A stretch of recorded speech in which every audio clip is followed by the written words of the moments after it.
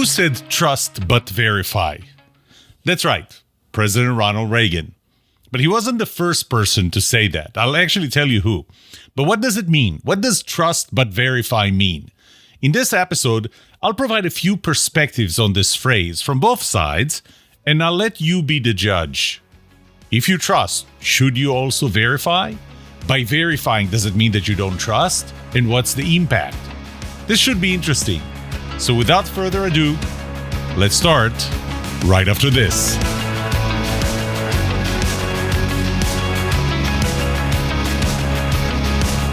Welcome to The Trust Show. I'm Yoram Solomon, your host, the author of the Book of Trust and facilitator of the Trust Habits Workshop. My mission is simple. I want to help you form habits that build your trustworthiness, because the answer to this question will have the biggest impact on your personal and professional success or failure. Can I trust you?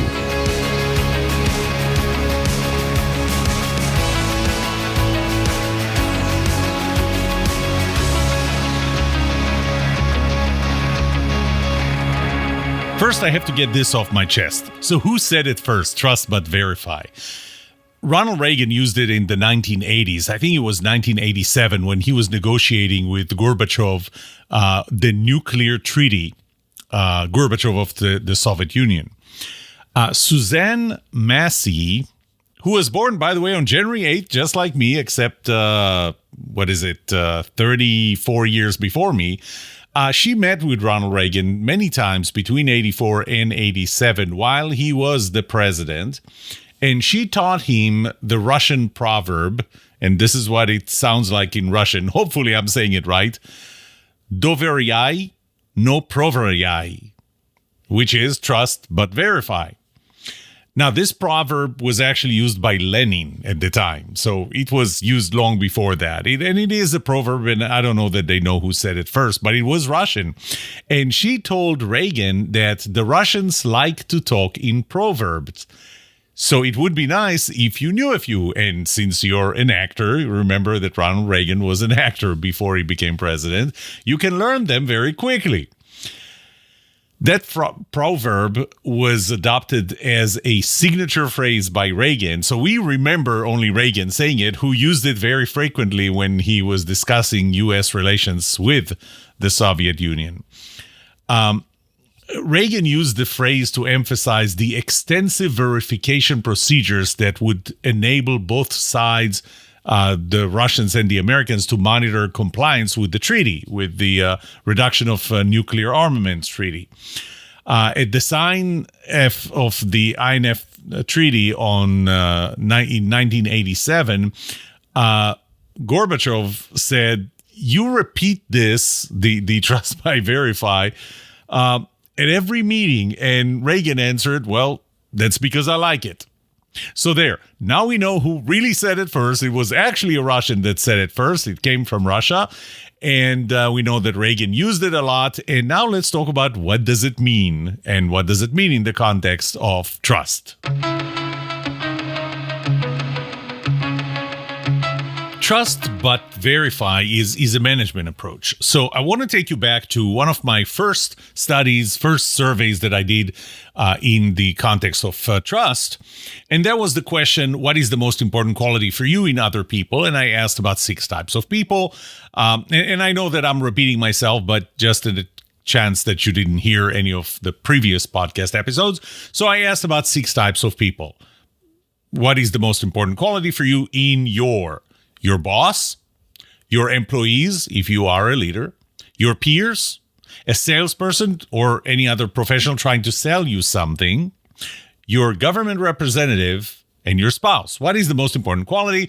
And I'll tell you that on average, across all 6, trustworthiness was the most important quality with 61.2%. It came under some different names, but it really came down to trustworthiness was the most important quality, 61.2%, which is more than the next 4 combined. There were a total of 5 to choose from in every one of those relationships.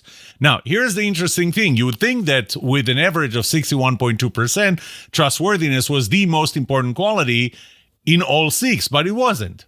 It was actually the most important quality in only 5, which makes the 61.2% even more impressive. The one where trustworthiness was not number one was when I asked leaders about their employees. What is the most important quality? Number one, with 47.5%, was hard work. Only number two, with 39%, 8.5% less, was trustworthiness. What does it mean? It means that leaders don't trust. I mean, if trust was important to them, then trustworthiness was important to them, because those two things are related, are strongly correlated. But does trust have to be blind? And if it's not blind, if we verify, is it not trust anymore? Stephen Covey Jr., Stephen M.R. Covey, the author of The Speed of Trust, he also wrote a book called Smart Trust. And what he said is that blind trust is not often the most intelligent strategy to employ in a low trust world. And I want you to notice that he was talking about a low trust world. So in low trust world, blind trust is not the most intelligent strategy, which kind of makes sense. And he gives examples of Bernie Madoff. He considered it a low trust world. By the way, we do live in a low trust world. Overall, in general, does that mean that there's no trust anywhere? No. There is trust. There is very strong trust in certain pockets, but just not in general in the world, and trust continues to erode. At the beginning of the book of trust, I actually gave a few examples of when people trusted someone and lost their money or anything else. My wife sometimes drives me crazy.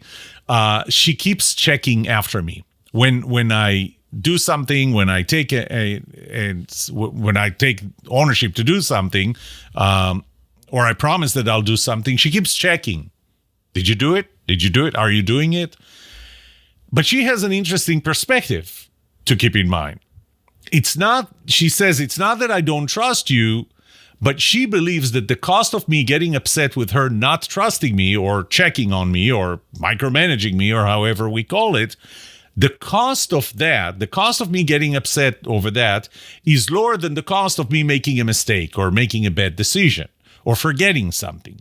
So she would rather remind me, knowing that I'm going to get upset, because she thinks that the cost is higher if I forgot or made a bad decision.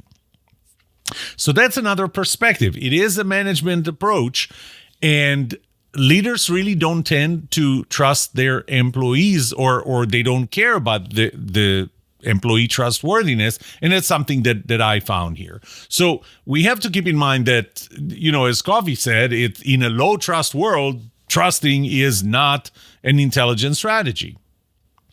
But if I verify, does that mean that I don't trust you? Let me take you to trust law number 5. My trust law number 5. The trust is reciprocal. When I talk about trust being reciprocal, it's not that if I trust you, then you will trust me, or if you trust me, then I will trust you.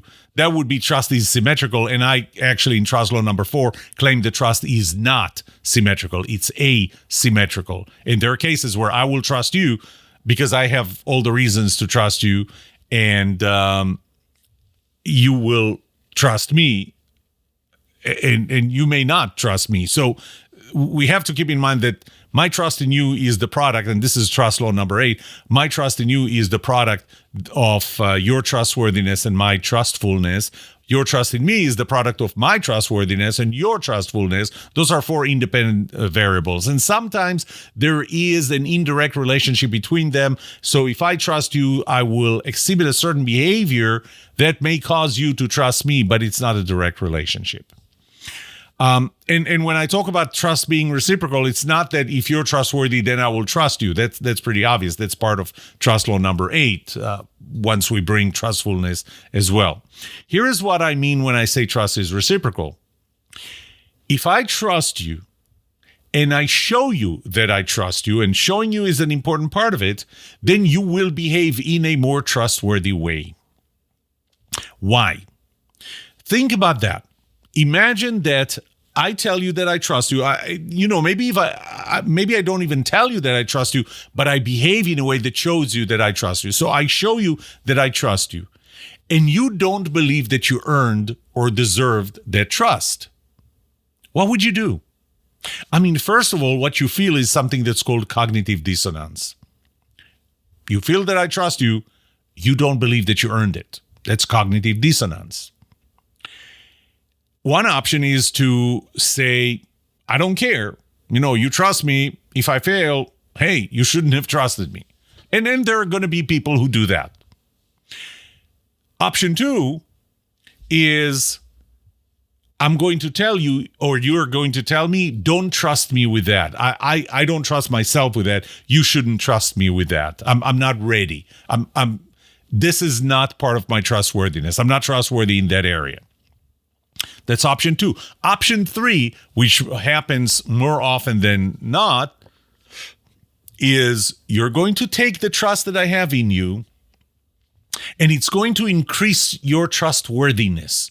You're going to work hard to earn that trust because we enjoy trust.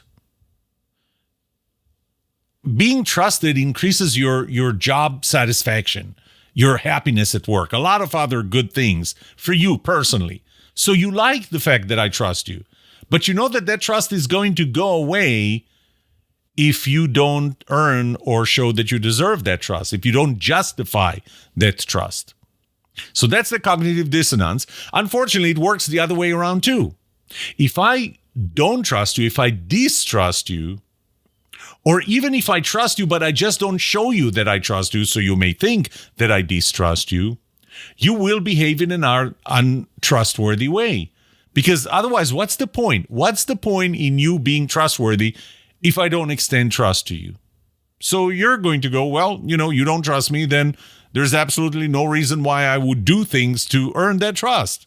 Although there are going to be people who say, you don't trust me, I'm going to show you, I'm going to prove to you. But in general, we just say, what's the point? So here's the question. If I verify, if I monitor, if I trust you with something, and I'm going to bring the word autonomy here as well, because one thing that I found was for me to give you autonomy, I need to trust you. And I found in one of my studies a 67% correlation. And that's pretty strong.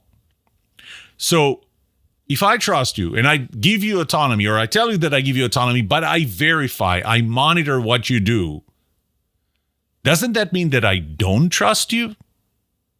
So what do we do if I don't know how much to trust you? Well, Ernest Hemingway said that the best way to know if you can trust someone is to trust them. So you trust them and then you find out. But, that's a pretty binary statement.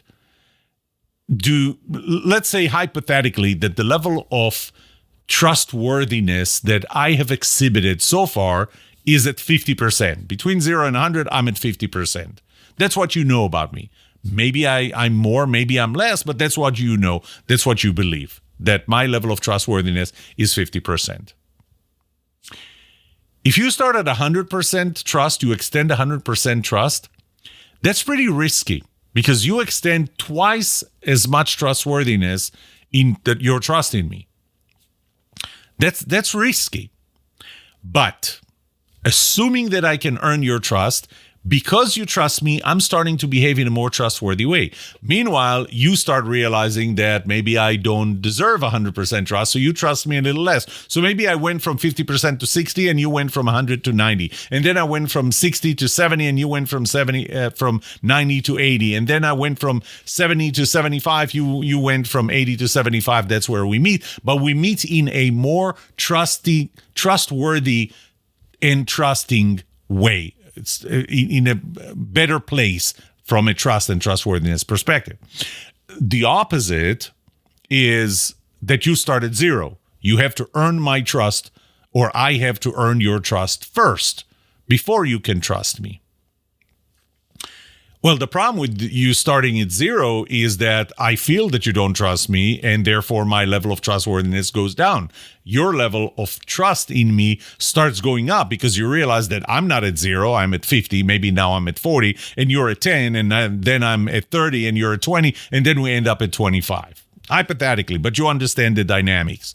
So if you start at 100% while I'm at 50% trustworthiness, then we're going to end up somewhere in 75. We're going to end up in a better place. It is risky for you, but we're going to end up in a better place. On the other hand, if you start at 0 while I'm at 50, we're going to end up at 25%. Again, we're starting lower. We're ending lower than where we started or could have started based on my trustworthiness. So I don't recommend blind trust. Okay? I recommend that you trust me just a little more of the level of demonstrated trustworthiness that I showed you. Okay? I demonstrated a certain level of trustworthiness. Trust me a little more than that. It would make me behave in a more trustworthy way. Then trust me a little ahead of that. We will go up in the level of trustworthiness and trust, as opposed to trust me a little less than what I demonstrated, we're going to start going down. So my recommendation is not blind trust. It's trusting a little ahead of the level of the trustworthiness that I demonstrated. So far, what I'm telling you is that if I don't verify, that shows that I have trust in you, and therefore the performance is going to be high. So high trust, low verification, high performance, right? I promised you an opposite opinion. So in 2004, there was a research done by Klaus Langfried I hope I'm pronouncing it right, in Washington University. He claims that trust has a moderating effect. What he says is when there's high trust, there's low monitoring, low verification, which we understand, but that moderates the relationship between autonomy and performance. By the way, in 2004, he ignored the connection between trust and autonomy. In 2007, he did another study and included the relationship between trust and autonomy. But I want to focus on what he found in 2004. First of all, he was looking at self-managing teams. And that's a team that's responsible for its own monitoring. So monitoring or verification is not coming from the outside, it's coming from within the team. So first of all, he says, if there is high trust, there is low monitoring. Why? So we monitor less. If I trust you, then I'm not going to monitor you. I'm not going to verify. Why? Because we're afraid that if I'm going to verify or monitor you, then I'm going to hurt your feelings. You're going to consider it a violation of trust. The entire team is going to look at me as someone who's not a team player. Okay? So that's why when there's high trust, there's low monitoring. It's not necessarily the way he's presenting it. It's not necessarily intrinsic. So I trust you and therefore I don't feel the need to monitor you. It's that I trust you and you know that I trust you, or we consider ourselves a high trust team. I can't monitor you because there are going to be negative consequences. Hurt feeling, violation of trust, and people would think of me as not a team player. So here's the study that he did. First of all, he took MBA students. I'll talk about that later. He put together teams for 4 months, and that's an important part, 4 months, and had them do tasks. There were financial analysis, projections, and so on and so forth. Those teams were self-managed, so they were working on projects, kind of like the teams in my classes at SMU. I have them work on projects, and they monitor themselves. They manage themselves. So it's self-managed teams. At the beginning, the first week of being part of this study, they had team building activities. I don't know exactly what, but they had team building activities. Then at the end of the 4 months, they received tasks, several tasks in a competition. Now, the participants that actually took place and responded to the surveys that he sent them were 248 participants in 71 teams. The average age was 29. I don't remember the breakdown between men and women, but I do remember that men were 2 to 3 times more than women, their relationship, the ratio. The thing that he measured were individual ability, and he based that on GMAT scores, team performance, and that's based on raters that rated the tasks that they were getting after the 4 months. Trust within the team, the level of trust within the team, the individual autonomy, and the level of monitoring that was exercised in the team. Now, his first hypothesis was that the relationship between the level of trust within the team and the amount of monitoring will be negative and even nonlinear, and he proved that right. That hypothesis was supported. In other words, if trust is high, monitoring is low. If trust is low, monitoring is high. And he's actually saying that it's nonlinear. What he showed in the graph that he showed at the end was, as a result, he showed that initially, as trust goes up, when trust is still low, but initially when it goes up, the level of monitoring actually doesn't go down, but it actually starts going down faster and faster as the level of trust goes up. So it's not exactly linear. Doesn't matter that much. His second hypothesis was that individual autonomy and monitoring will interact in a way that teams with high individual autonomy, so when members of the team gets high autonomy, and low monitoring, it's important to know that those two conditions have to exist, high autonomy and low monitoring, will have low performance than teams with high autonomy and high monitoring. And he proved that right as well. By the way, how did he measure individual autonomy? There are 3 items. In the team, I decide how to do my own work. And then on team projects, I control the scheduling of my work. And once the team decides what to do, I decide how to do my part. Okay, those are this is how he measured autonomy. How did he measure trust? We trusted with the 4 statements, and you have to say how much you agree or disagree with that. We trust each other a lot in my team. I know I can count on other team members. The other team members know that they can count on me. So it's kind of the 2 sides, 2 directions of trust. I trust all of the other team members. So pretty much sentences like that.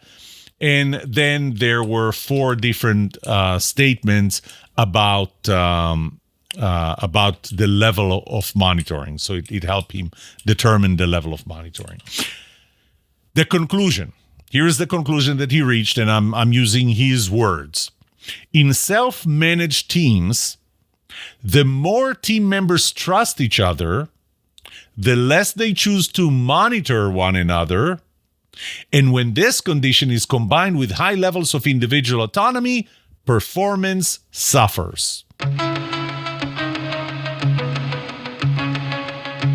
Well, I could leave it like that and say, this is what he reached, this is his research, and that's one opinion. But I want to point out a few things about that research. First of all, he takes MBA students for this study. I get it. MBA students are easy to experiment on, but are they really representatives of people who work in organizations? Are they good representations of special forces teams? Are they good representation of a married couple? When there's a lot more at stake in all those contexts. So, when you ask an MBA, a member of an MBA team who has only been exposed to the other members of the team for 4 months, and it's not like they were sleeping at the same place and eating together and everything together. No, it was one class that they were taking over a period of 4 months, and my guess is it's probably they were meeting once, maybe twice a week, because that's typically how it works, right? So can we really say that the level of trust was high there? My definition of trust includes a very important component. The last component is an expectation. I trust you. That means that I'm willing to give you control over something that I have. I'm willing to take the negative consequences, but I have an expectation from you to reduce the possibility of the negative consequences that I may experience if I trust you without foundation. But in order for you to meet that expectation, you have to be willing to do it. You have to be capable of doing it. And you have to know that I trust you. And also you have to know with what do I trust you, and also how much do I trust you. So I think that what was missing from that research there was whether the expectations from team members working on their autonomous parts of the project, whether those expectations were set and clear. You know, I have to tell you a story. When the first company I sold in Silicon Valley, Voyager Technologies, I sold it to PCTEL. And then in PCTEL, first, I was the director of product marketing for all of the products in the company. And then I was asked to take over one of their product lines, which I thought was a demotion. As it turned out, was actually the opposite. But the first thing that I needed to do, or let's say the reason they asked me to do it, was because that project, every quarter when the board would meet, the report that management would give them was that the schedule slipped by 2 quarters. Every quarter, the schedule would slip by 2 quarters. And at some point, the board got tired of that. And apparently, they were the ones asking me to take over. And frankly, I don't know what they knew about me to decide that I was the right person. I'll tell you what I spent the first 2 weeks on. The first 2 weeks I spent on defining exactly the components of this project and what are the expectations and specifications from every part of it. So I strongly believed that people should be autonomous working on their part. The reason why they needed to be monitored was because really there was no expectation of what's required of you. Because if I trust you and you're trustworthy and I'm clear enough in what I'm asking you to do, then you will do it. The reason monitoring was needed, and I'm going to claim that monitoring was needed in the MBA team, because the different parts of the project were not clear enough. The expectations were not clear enough. The specifications were not clear enough. So to me, the answer is not that high trust causes low monitoring and low monitoring with high autonomy causes low performance, because people are doing their part, and because they're not monitored, performance is low. No, I believe that performance is low first because trust is maybe not high enough, but that's even besides the point. It's because the expectations are not clear. You know, if you take a Navy SEAL team that spent years together practicing, training, in battle, sleeping in the same room or tent or out in the field, eating together, doing everything together. They know each other. They can complete each other's sentences. The level of expectations is becoming very clear. But even if you're not there, expectations have to be clear. And I feel that expectation is the part that is missing there in that research. Let me summarize what I'm saying. When you trust, you give high autonomy. I found that there is a 67% correlation. When you trust, you give high autonomy. Now, there is a foundation. It's not just using words, I trust you. It's really trusting. When you trust, you should not need to verify or monitor. I mean, that is related to trust. I trust you to do your part. Therefore, I don't need to verify. If you do verify, you probably don't trust, but not only that, but you show that you don't trust, and you actually hurt trustworthiness, and it will hurt performance. High trust with low verification or low monitoring and high autonomy will work to produce high performance as long as expectations are clear. And that's the missing component here. It's not enough to say, I trust you, I give you autonomy, I'm not going to verify, because if you are not clear on what is it that I trust you with, exactly, performance will be low because you're going to deliver something else. And by the way, I don't think that it hurts your trustworthiness because you are delivering what you thought you should be delivering. So the expectation part was missing. when Ronald Reagan said trust but verify or put trust but verify in this, I don't believe that he trusted the Russians. And I can't blame him. I mean, we're just at the end of the Cold War, where the two nations were essentially at war with one another. I wouldn't trust them. He didn't trust them.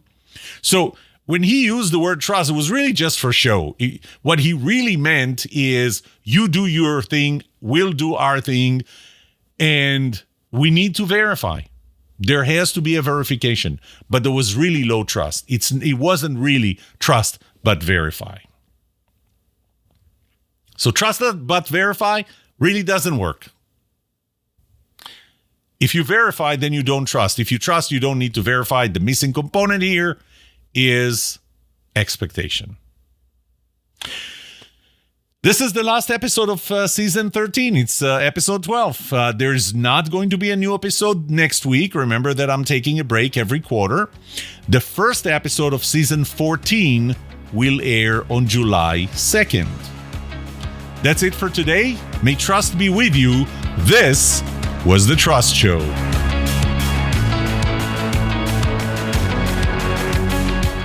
What would you like to know about trust and trustworthiness? Let me know and I'll answer it in a future episode. I would love to hear from you. Email me at yoram@thetrustshow.com.